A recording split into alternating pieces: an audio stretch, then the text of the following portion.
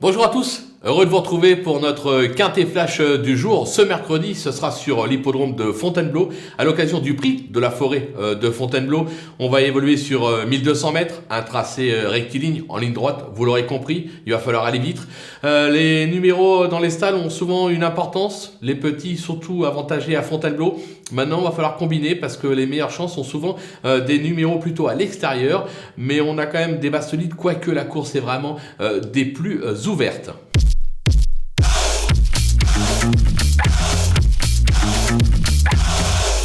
Allez, on attaque avec nos bases. Hélas, Killfos Memories, un spécialiste du parcours avec un succès et 6 accessites en 9 tentatives. Il vaut beaucoup mieux que son récent échec à Chantilly. Pris à sa valeur, à mon sens, il est capable de se montrer sous son meilleur jour. Le numéro 6, Snow Empress, qui méritait de remporter la course référence dernièrement.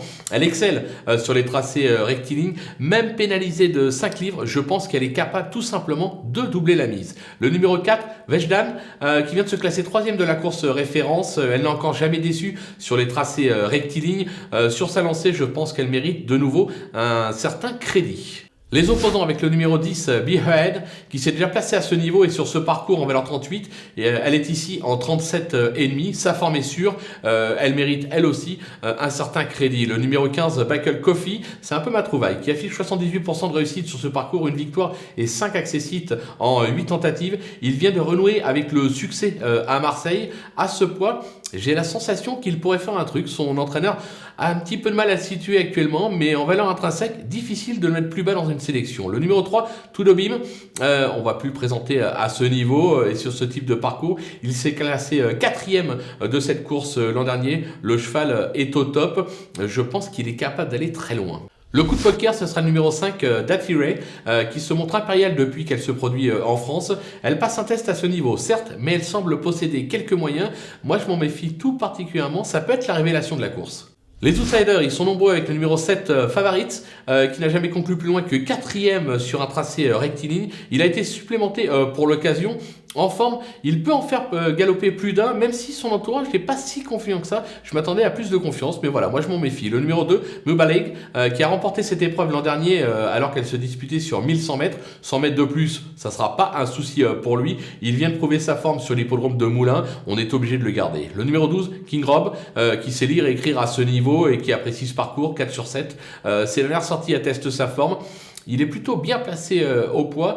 Je me demande si j'aurais pas dû le mettre un petit peu plus haut celui-là. Moi je l'aime bien, donc attention à lui. Le numéro 11, Cleaver Candy, qui reste sur 2 succès sur ce type de parcours à réclamer puis à handicap. Elle monte ici de catégorie certes, mais vu sa forme actuelle, limite inconnue, attention à elle. Le numéro 16, Namba, elle a gagné lors de son unique tentative sur ce parcours, mais en valeur 30. Là, elle est en valeur 34,5. Parce qu'elle vient de gagner à Salon, donc elle a pris une pénalité. Est-ce qu'elle vaut un tel lot? Son entourage dit qu'il aurait préféré la retrouver en deuxième épreuve. Moi je me dis pourquoi pas, avec un parcours limpide, venir accrocher une belle 5e place à Bellecote, ça peut être amusant. Les délaissés, avec le 8, Forza Capitano, alors la vitesse ne lui fait pas défaut, mais il a toujours échoué en 4 tentatives à ce niveau, dont 2 sur le parcours, raison pour laquelle je préfère l'écarter. Le numéro 9, Restef, qui passe pour un spécialiste des pistes en sable fibré et n'a franchement pas convaincu dernièrement, notamment ces dernières semaines. Voilà, l'impasse est tentante. Le numéro 13, Santi Delmar, il a déjà brillé sur ce type de parcours, mais à un niveau moindre. Il m'a déçu dernièrement, j'ai pas la place pour le retenir. Et enfin, le numéro 14, Mary's Picnic, qui s'est déjà illustrée à ce niveau. Elle vient de s'illustrer sur ce parcours à réclamer. Sa forme est sûre.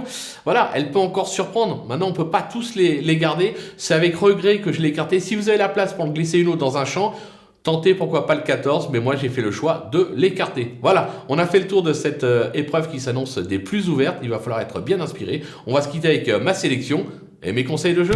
À vous de jouer.